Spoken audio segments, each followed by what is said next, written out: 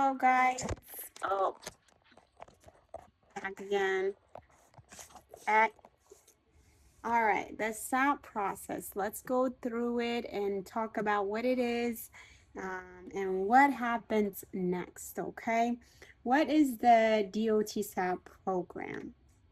Um, if you had a DOT drug or alcohol violation, you are required to complete what is called a SAP process.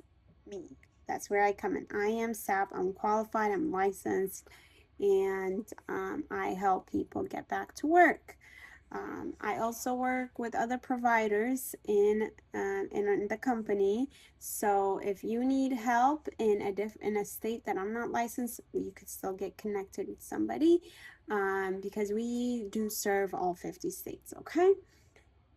So you may be required to complete SAP because you have violated a Department of Transportation drug and alcohol policies, okay?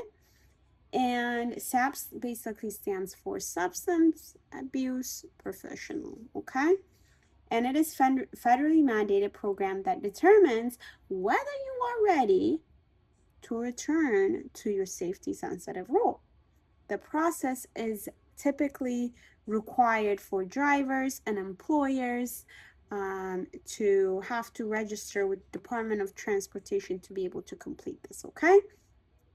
And also remember, if you failed or refused, refusal is considered a positive. Many people do not know this. They think they can just walk away and walk clean. No. If you refuse, guess what? Everybody's gonna be like turning their heads. Why is he refusing? What has he got to hide? So even if many things might come up in your life, many circumstances where things just don't work out for you to be able to go get it, but you have to keep in mind that those decisions, those does come with consequences, sometimes not so pleasant, and sometimes it's not even your fault, unfortunately. It's not optional. It's not something that you can just be like, okay, if I want to do it, I will. No, it's not optional, unfortunately. You have to do it in order to go back to your safety sensitive role. And sometimes your CDL, your driving license gets downgraded, which is as soon as that prohibited status shows up in the clearinghouse, you do get, you could get downgraded, depending on the policies, okay? So keep that in mind. And the SEP process typically involves initial assessment to see, do you have a substance use issues? Are you drinking and using and causing a wreck, um, in the profession? Or is this really a misunderstanding, a one-time isolated use? You don't have any issues and you're stuck in this situation, and it's very unfortunate for you.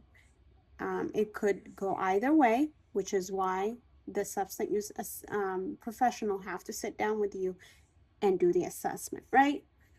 Um, and so there's an evaluation, and then there is a minimal requirement per DOT as an education. You can't get away from that. After you do your assessment, you have to complete at least an education, depending on the violation, what it was, okay? And then you have to do a follow-up with your SAP for the second time to make sure you understand how serious this is, and show a proof of that you have completed the treatment, and see how you're doing overall, okay? And then you are cleared. Once you go back, once you're cleared with the SAP, SAP will put in your eligibility to go get drug tested. Make sure you're still clean. Make sure things are still okay with you. And then after that comes back negative. If it's positive, that's a different story. If it's positive, you just lost yourself money.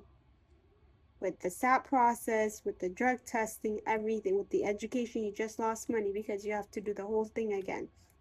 And you don't want to do that, because this is not something that you want to play with or keep paying for, okay? So that is the overall, a big picture of how this will work. I will say that it is not the end of your career. It is something that can get corrected, and that's what we do. We help individuals like yourself get back to work, do the assessment for you, and help you regain your licensure, okay? So reach out to us, let us know how we can help, and we will help. Contact information, website information, phone contact right below. Talk to you soon.